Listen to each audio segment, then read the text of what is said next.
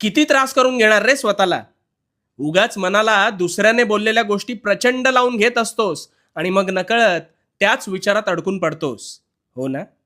आता या विचार संकटातून तुझी सुटका करतो बघ. एक गोष्ट ऐक.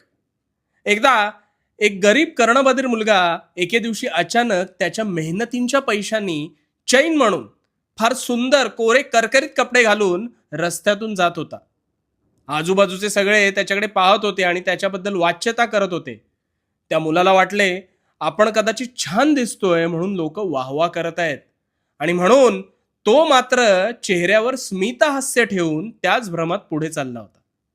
पण खरं तर लोक त्याच्या तोंडावर बोलत होती, अरे याच्याकडे कुठून पैसे आले, कुठेतरी चोरी केली असणार याने, अशी अनेक दूषणं त्याला लावत होते. पण त्या मुलाचं सुदैव होतं, कारण त्याला ऐकूच येत नव्हतं आणि त्यामुळे